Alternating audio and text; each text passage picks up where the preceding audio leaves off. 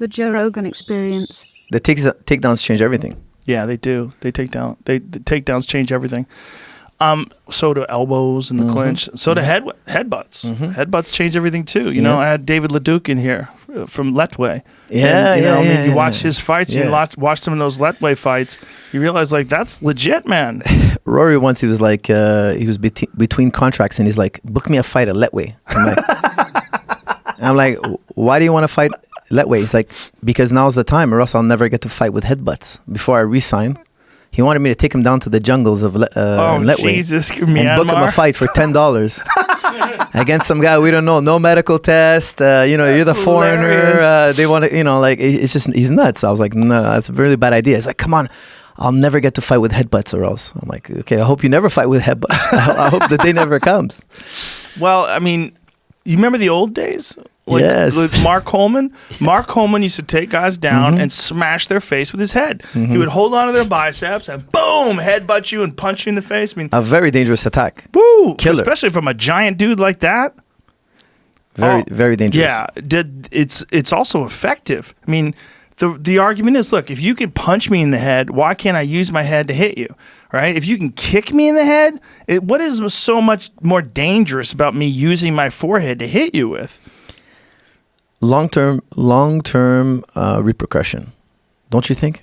I don't know. Would it increase the level of concussions or decrease the level of concussion? It's a good question. Because for me, that's the major sin of our sport. The concussion. The concussion. I wish we could take that away. If we could take that away, I think it would be better because these fighters would be healthier long term. I'm hoping that medical science somehow steps in and comes up with a solution that's legitimate, similar to a solution for repairing ligaments, right? Like if you have, we're not going to outlaw heel hooks, right? They're a real legitimate part of the game. But if you get someone in an inverted heel hook and you crank on that fucker, you might rip that guy's knee apart. So that guy might have to go and get everything replaced and get, cadaver ligaments and the fake ACL and all that jazz. We're not going to stop that, though. It's a legitimate technique. The side kick to the knee that we see a lot of guys use on the upper thigh with it hyperextends the knee. There's going to be someone who gets their knee blown out. I'm sure it's happened in other organizations. I don't think we've had it in the UFC. If they have, I haven't heard about it. Whitaker, no? Did he hurt his knee?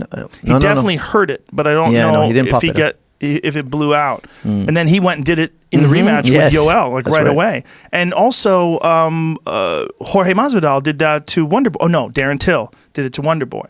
Oh, yes, that's true. Same thing. That's true. That side kick to the thigh. So if there was a way that they could repair brain damage, the same way they could repair ligament damage, I'd be so happy. Definitely. IV, stem cell, some way. I mean, they're experimenting with things. And I know they're having some positive effects, but nothing is like, hey, you tore this, go to the doctor, he'll fix that. We're not there yet. Because the thing is, like with the headbutts, the fighters are going to go and train headbutts after. Right. They're going to be hitting the bag. They're going to be doing all this thing. And what is the training going to do to their head? Well, have you seen what Leduc does? No. He does headbutts on the pads. Oh. So he'll do like a combination on the pad and then a headbutt. Seems okay. Yeah, but let's see when he's 50. Well, he's only like 28. Yeah, exactly. Give him a call when he's 50. Let's see. He won't even know what a phone is. What's that noise?